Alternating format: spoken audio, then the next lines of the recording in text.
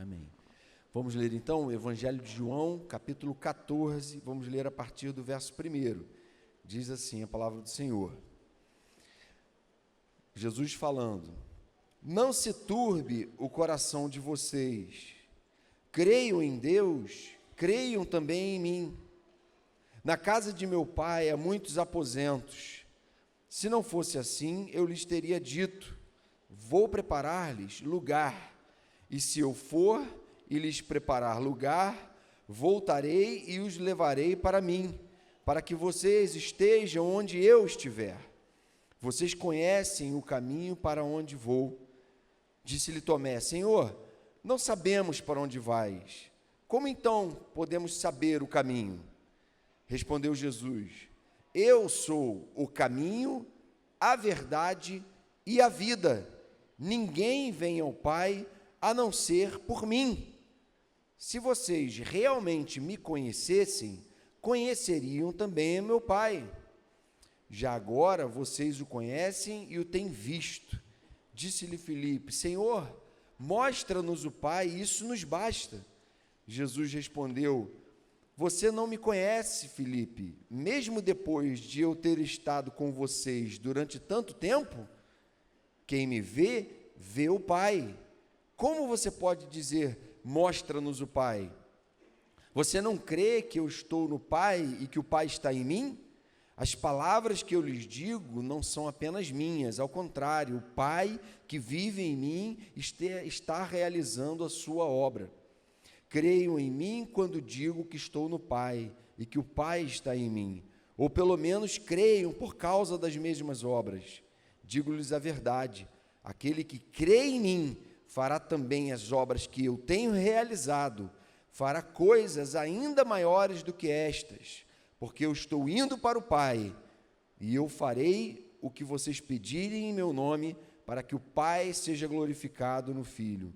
O que vocês pedirem em meu nome, eu farei. Amém? Então, irmãos, alguns dos irmãos conhecem o contexto desse texto que a gente leu. Foi um contexto em que Jesus estava na iminência de ser levado. Em breve ele seria levado dos seus discípulos, e ele estava preparando os seus discípulos para a sua partida, para a sua morte, para aquele momento dramático de transição. E a gente, de certo modo, vive num tempo também de transição. A gente que lê a história, a gente que ouve, enfim, acompanha o decorrer da história, sabe que o mundo tem sofrido transformações de uma forma extremamente acelerada, nem sempre para o bem.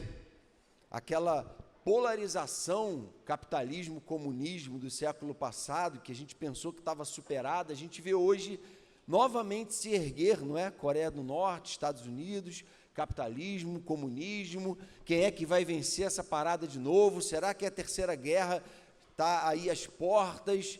E esse tipo de insegurança começa a cometer algumas coisas que, do ponto de vista racional, pelo menos ocidental, estavam superadas, e a gente está vendo que não estão.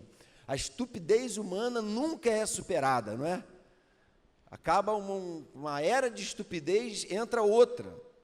A legalização do ilegalizável, o absurdo imperando no mundo. A gente vê, esses dias eu entrei, essa semana, num Uber, e aí ele começou assim: você não é PT não, né? Eu falei: não sou.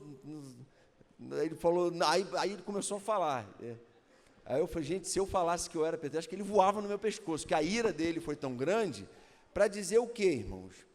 Que, na verdade, há uma fé de que algum desses polos políticos, direita, esquerda, e algum desses extremos, seja solução, seja esperança, quando a gente, de fato, não crê em nada disso, não é verdade? A gente não tem essa fé que as pessoas têm. E um outro dado interessante, uma intelectual americana, professora universitária, que tem sido reconhecida no mundo inteiro pelo seu pensamento, pelo seu ensino, chamada Camille Paglia. Ela diz que ela, na visão dela, considera a história cíclica. A gente entende que a história é linear, ela está caminhando para o ponto final da história que o próprio Deus vai dar. mas eu entendi o que ela quis dizer, essa ideia do movimento pendular, que vai para um extremo, depois ele torna o outro extremo, e aí vai para um extremo, volta ao outro extremo, é mais ou menos nesse sentido. E ela diz que tudo que a gente tem visto em termos de transgêneros não é nada novo. Isso já aconteceu no passado, e na leitura dela, científica, ela entende que esse é um dos maiores sintomas do colapso de uma cultura. Segundo a leitura dela, a cultura está entrando em colapso. Grupos extremistas consideram que essa perda de referência de gênero é a maior das abominações. Eles, então, estão se voltando para o Ocidente. E a gente tem ouvido essa história há quantos anos? E a gente não vê o mal ser contido, muito pelo contrário, a gente vê o avanço do mal. De modo que é inegável que essa crítica dela tem total fundamento, e ela termina a crítica dela, veja bem, essa estudiosa, essa intelectual é ateia. E ela diz o seguinte: assim como Roma caiu, o Ocidente também cairá. Só por uma visão científica, a gente não está falando aqui de uma visão religiosa inflamada.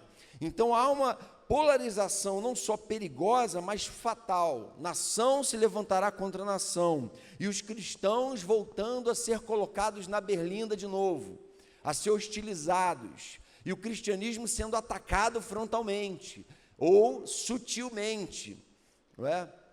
Essa história do marxismo cultural, que na verdade supera aquela ideia da luta de classes e entra nas universidades e escolas, tentando fazer a cabeça de adolescentes despreparados intelectualmente para o debate, estão conseguindo campear na vida de filhos de crentes que cresceram na igreja.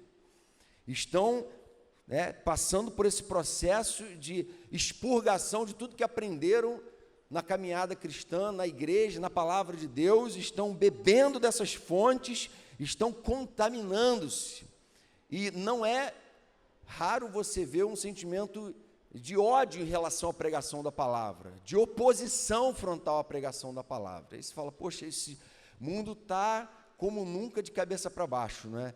Você vai, por exemplo, para Jeremias lá, mais de 2000 anos atrás, e Jeremias fala assim, Deus falando para Jeremias, Jeremias, o negócio é o seguinte, prepare-se, vai lá e prega tudo que eu ordenar, não fique aterrorizado por causa deles, eles lutarão contra você, mas não o vencerão, pois eu estou com você e o protegerei, diz o Senhor. Jeremias, vai lá e prega para esse povo a minha palavra, eles vão te odiar por causa disso. Veja bem, irmãos, estamos falando aqui de Deus falando para um profeta dele, olha, você quer ser profeta no mundo, você não vai ser amado, acolhido e aceito, você vai ser odiado, porque a palavra de Deus fere o ego inflado, o orgulho, aquele espírito de Lúcifer, né? Aquele espírito do traidor, do orgulhoso que quer sufocar Deus, que quer calar a voz de Deus e da palavra dele. Agora, nesse contexto, a verdadeira igreja de Jesus, nos nossos dias, dias de perseguição, de acirramento, de polarizações, de acirramento dos ânimos, tudo que resta à igreja é se posicionar, mas também ansiar pela volta do Senhor. A verdadeira igreja, a verdadeira noiva, anseia por encontro com o noivo. Apocalipse 22, 17 diz, o Espírito e a noiva dizem, vem, e todo aquele que ouvir, diga, vem, quem tiver sede, venha, e quem quiser, beba de graça da água da vida. Aquele que dá testemunho destas coisas diz, sim, venho em breve, amém, vem Senhor Jesus, amém? Ou seja, o justo juiz que tem na história linear o seu ponto final, virá, e a nós a grande expectativa da sua volta, da sua vinda. O apóstolo Paulo diz assim, e não só isso, mas nós também que temos os primeiros frutos do Espírito, gememos interiormente, esperando ansiosamente nossa adoção como filhos, a redenção do nosso corpo. pois nessa esperança fomos salvos. Amém, irmãos? Fomos salvos na esperança da nossa redenção, da redenção do nosso corpo, de que não estamos aqui para viver desnorteados, desesperados, acuados, mas somos sim encorajados na palavra a ter esperança. Nosso Deus enche o nosso coração de esperança. Agora, quem é que pode viver cheio de esperança? Como é que a gente vive diante da possibilidade real de um fim iminente? Será que você pode dizer assim, não, eu estou preparado para o fim, eu estou vendo que o mal está avançando, eu estou vendo que Deus está aproximando, abreviando a sua vinda, no seu governo, na sua economia, e eu sou um cristão preparado para esses dias. Será que a gente pode dizer isso? Será que a nossa fé tem essa convicção? Contexto do texto, irmão, Jesus estava preparando aqueles homens para essa transição da sua partida. Havia ainda ali uma relação de filhos dependentes ali, que não conseguiam se imaginar sem a presença física de Jesus. E Jesus estava falando, olha, ele diz assim, João 13:36, quando Simão pergunta, Senhor, para onde vais? Jesus respondeu, para onde eu vou, vocês não podem seguir-me agora, mas me seguirão mais tarde. Jesus estava avisando a eles, olha, eu estou partindo, e como é que vocês vão ter que se comportar a partir desse momento? Jesus consola eles falando, olha, do mesmo jeito como vocês, povo judeu, sempre creram no Pai, agora vocês podem crer em mim, porque eu e o Pai somos um. Confiem em mim, eu estou indo, mas há uma obra ainda a ser consumada. Então, como saber se a gente, como discípulo de Jesus, está pronto para enfrentar o fim?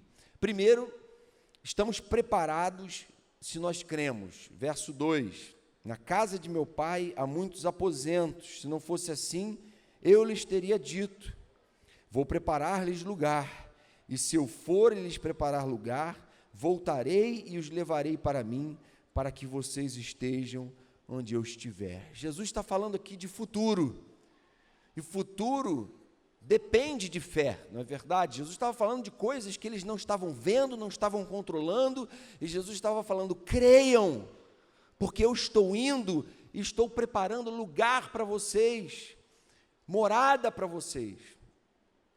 No verso 12 ele diz, aquele que crê em mim fará obras, também as obras que eu tenho realizado, fará coisas ainda maiores do que estas. Fé é a certeza das coisas que se esperam e a convicção de fatos que a gente não vê. E Jesus estava falando exatamente sobre isso. É impossível vocês enfrentarem o que vocês vão enfrentar daqui para frente, se vocês não forem convictos em relação à confiança em Deus e à fé no que Jesus é, no que Ele fez, no que Ele conquistou. Se vocês não estiverem fundamentados na revelação de Deus ao homem, vocês vão sucumbir, vocês não vão aguentar a pressão. A única coisa capaz de levar vocês a suportarem a pressão é a fé. Essa fé que nutre a esperança e a certeza de que podem nos lançar nas arenas para ser comidos pelos leões, porque nós vamos encontrar o nosso Senhor nas moradas eternas. Jesus diz em João 20:29, quando Tomé pede para olhar as marcas dele, ele fala para Tomé, felizes os que não viram e creram. Os que creram porque têm visto o poder de Deus transformar as suas vidas. Os que têm uma fé entranhada, enraizada, os que têm uma fé que transforma o coração de dentro para fora, e não é preciso recursos, artifícios externos, sinais, manifestações, quando o próprio milagre, mais poderoso de todos os milagres, já tem acontecido dentro. Imaginem um mundo sem fé, escravo da razão. Foi isso que a modernidade tentou fazer no século passado. Reduzir o ser humano à sua racionalidade.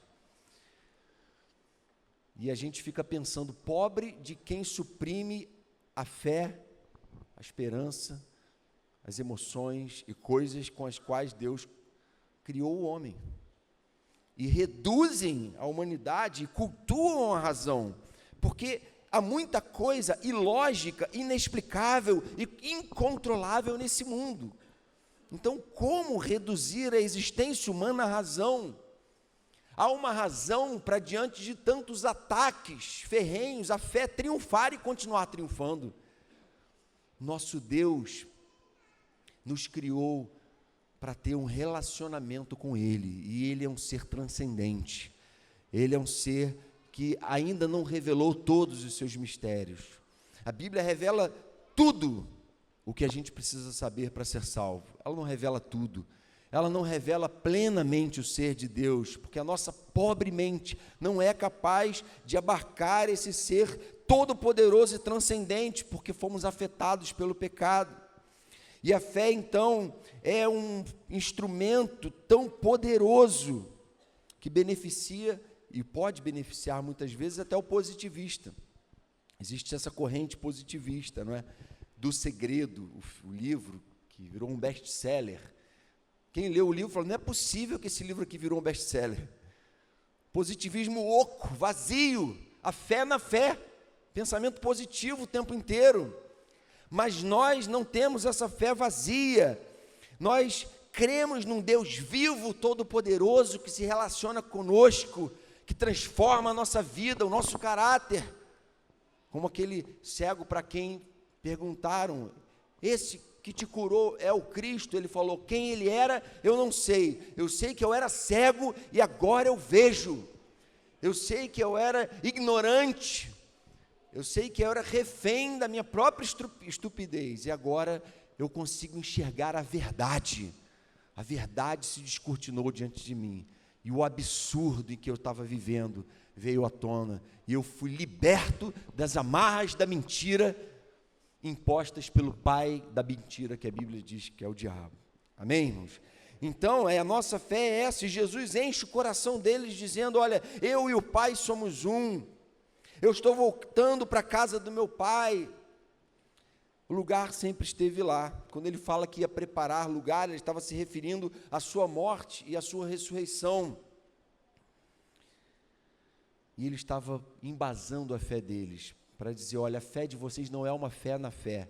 Vai ter um momento em que vai ficar difícil vocês crerem, mas continuem firmes, porque quem tem perseverado nesse caminho, não tem se decepcionado, mesmo diante dos vales, dos tempos tenebrosos, difíceis, tem experimentado o renovo que vem do alto. Essa fé, irmãos, é algo que vai ser demandado cada vez mais de nós. Fé biblicamente enraizada, fé convicta, fé que molda as nossas postagens em redes sociais, fé que molda o modo de a gente tratar o nosso cônjuge, que molda o nosso modo de a gente educar os nossos filhos. Essas palavras que hoje te ordeno estarão no teu coração e você as inculcará aos seus filhos, falarás dela sentado na mesa, andando pelo caminho. Vocês têm que enfiar essa palavra na cabeça deles, porque a coisa está complicada. Tem um monte de gente enfiando um monte de bobagem na cabeça dos nossos filhos. Não sei quanto a vocês, mas meus filhos, assistindo youtubers e coisas assim, eu falo, cuidado, o YouTube está cheio de coisa de Satanás, do diabo, e ele quer destruir a vida de vocês, através de lixo cultural, de imundícia, de iniquidade, está cheio de violência, está cheio de impureza, está cheio de coisas que vocês vão querer assistir, mas que são abominação diante de Deus. E vocês vão ter que ter critério para dizer não para certas coisas. E a gente tem que preparar os nossos filhos, falando francamente, sem pudores. Antigamente era comum, nossos pais, eu fui educado assim, com essa mesma franqueza com que eu educo meus filhos, advertindo eles abertamente, para a gravidade do que tem acontecido. E muitos pais ficam acuados, com medo de estarem sendo muito radicais. Irmãos, o Evangelho é radical, Jesus é radical, não há espaço para o politicamente correto em Jesus. E tome cuidado com isso. Uma fé que se apossa das promessas?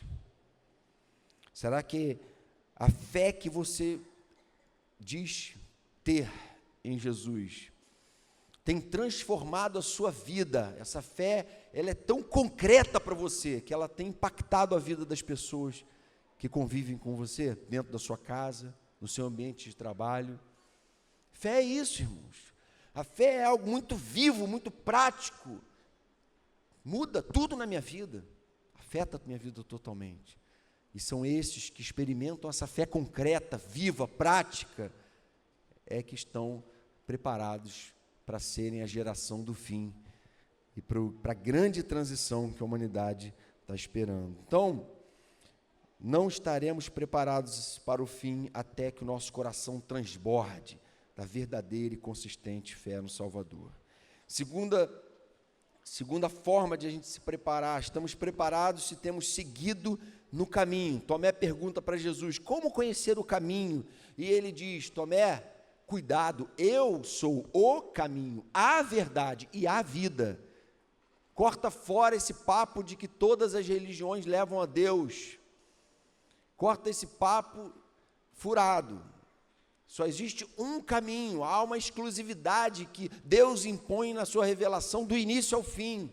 Não há espaço para achismos, não há espaço para filosofias pessoais, não há espaço, gente, para transigir com o mundo, para negociar com a cultura. A cultura deve ser lida pelo cristão à luz da revelação de Deus. Mas o que tem acontecido é que muitos cristãos têm lido a revelação de Deus à luz da cultura. Porque é mais interessante. Porque dá preguiça ler a Bíblia, estudar a Bíblia. Dá preguiça orar, vir na reunião de oração, não é? Buscar crescer na maturidade espiritual para enfrentar as grandes questões do nosso tempo. Dá trabalho educar os filhos dentro dessas verdades reveladas. Dá trabalho, tudo isso é trabalhoso. E a gente vive na era do prazeroso, não é? A busca do prazer acima de todas as coisas. E o Senhor nos incita, irmãos, a sermos aqueles que estão preparados para dar razão da esperança que há em nós. Aqueles que manejam bem a palavra da verdade. Aqueles que pregam, quer seja oportuno, quer não, a tempo e fora de tempo. Mas a gente quer ser amigão, de boa com todo mundo. Gente, a gente tem que ser de boa, né? Quando dá. Quando não dá, a gente não pode negociar a palavra. Muita gente, eu também sou filho de Deus, de vez em quando a gente lembra isso aqui, não é?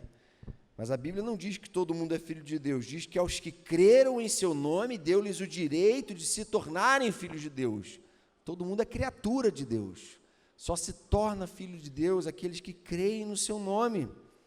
Muita gente está se dizendo no caminho, mas está perdida. É isso que Jesus está falando para Tomé. Tomé, eu sou o caminho, a verdade e a vida. É só olhar para mim, é só olhar para mim, porque eu vivo o Evangelho. Há muita gente hoje dissociando disciplina de amor, um outro grande mal do nosso século. Gente querendo falar de amor sem falar de disciplina. Está fora de moda falar de disciplina. Papo obsoleto totalmente. Aí Jesus fala assim, verso 21, quem tem os meus mandamentos e lhes obedece, esse é o que me ama. Aquele que me ama será amado por meu Pai, e eu também o amarei e me revelarei a ele. Quem é que me ama? Aquele que tem os meus mandamentos e os guarda. Amor e obediência caminham juntas. O pai disciplina todo filho a quem ama e açoita a todo filho a quem recebe. Se estáis sem correção, logo vocês são bastardos e não filhos. A gente tem que ter o coração sábio nos dias que a gente está vivendo. Cuidado com os falsos caminhos. Cuidado com o fermento maligno da nossa cultura. Porque o que a gente tem visto, infelizmente, é que a igreja, de um modo geral, não estou falando da Oceânica apenas, não está preparada para lidar com o fim. E o fim pode ser hoje. O fim é iminente, é breve. Sinais cada vez mais evidentes. Além do tempo cronológico corrido, os sinais são evidentes, irmãos. E aí Jesus diz assim: meus irmãos, não se admirem, ou melhor, perdão, irmão, João, lá em 1 João 3,13, meus irmãos, não se admirem se o mundo os odeia. Não se admirem, faz parte.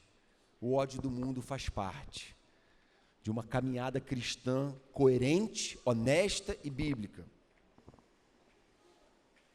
Conhecimento de Deus é para aqueles que têm se deixado transformar pelo caminho, verdade e vida. Pedro diz assim, lá em 2 Pedro 3, 11 e 12, visto que tudo será assim desfeito, que tipo de pessoas é necessário que vocês sejam? Vivam de maneira santa e piedosa, esperando o dia de Deus e apressando a sua vinda. Amém, irmãos? Como lidar, Pedro, com o que está acontecendo no mundo hoje? A resposta dele é: vivam de maneira santa e piedosa, santidade ao Senhor, esperando o dia de Deus, andar no caminho, crer e andar no caminho. Jesus já fez a parte dele, agora precisamos fazer a nossa.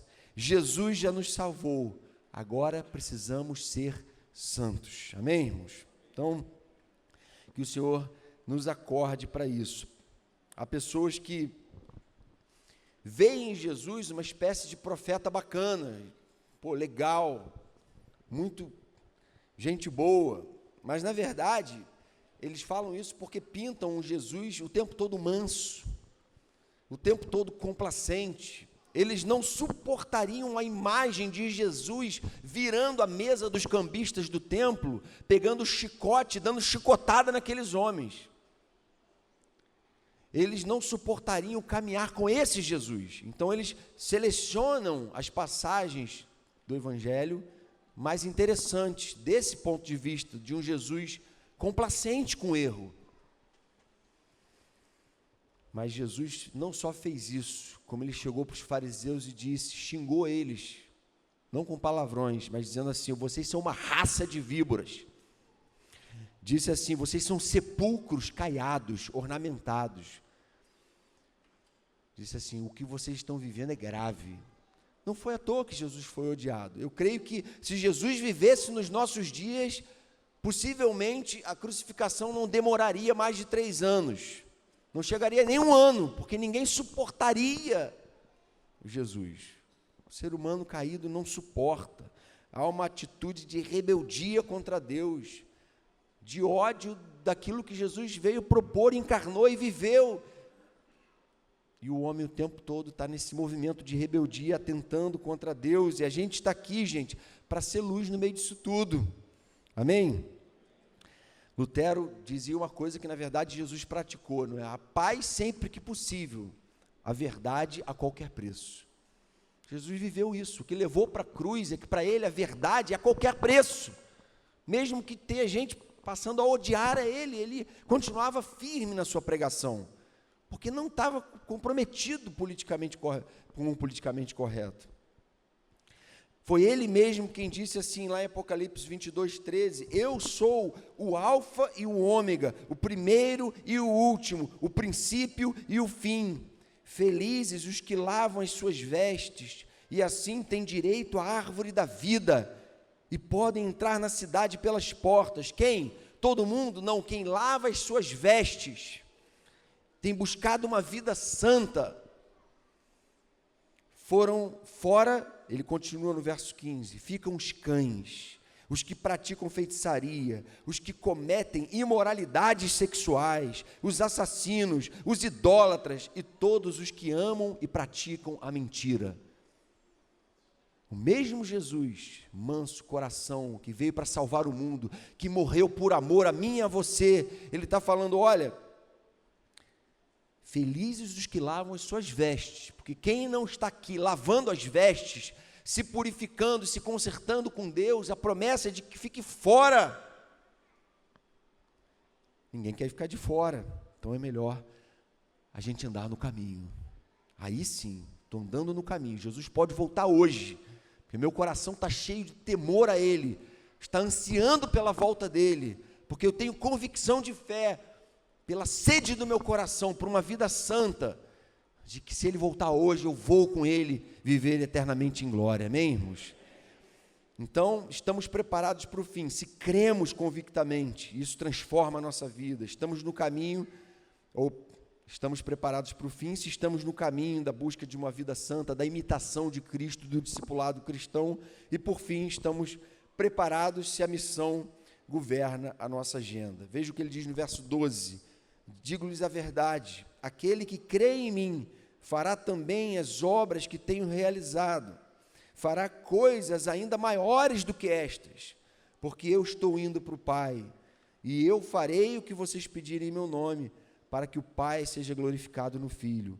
O que vocês pedirem em meu nome, eu farei. Eu estou indo, mas vocês vão continuar, e vocês não vão continuar apenas para esperar a minha segunda vinda, vocês vão continuar porque as mesmas obras que eu venho fazendo, vocês agora vão precisar continuar fazendo, e vão fazer numa proporção maior, por um tempo de duração muito maior, vão fazer obras grandiosas, maiores, cremos nesse sentido, de ter um alcance na nossa mensagem maior em termos numéricos, quantitativos, do que o alcance que o próprio Jesus teve nos seus dias. É isso que ele está falando, não que a gente vai ter mais poder que ele ou coisa assim, mas que através de nós ele faria coisas ainda maiores.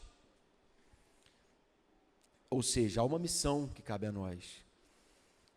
E como é que está a nossa agenda, nossos recursos, nosso tempo, nossas prioridades, nossa vida familiar, nossa vida profissional, tudo isso é visto dentro do âmbito da missão que Ele delegou a nós, ou a missão é uma coisa assim que está num setor lá muito escondidinho, um departamento bem escondido da nossa vida?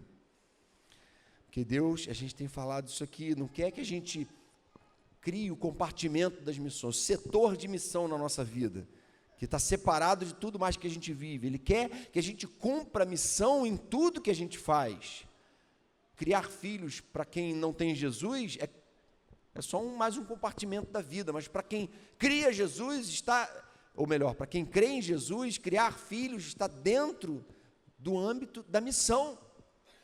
Eu tenho uma missão na vida dos meus filhos. Será que eu estou cumprindo bem essa missão? Ser casado para quem não está com Jesus é só uma questão de valor, de família e tal, mas para quem tem Jesus, não.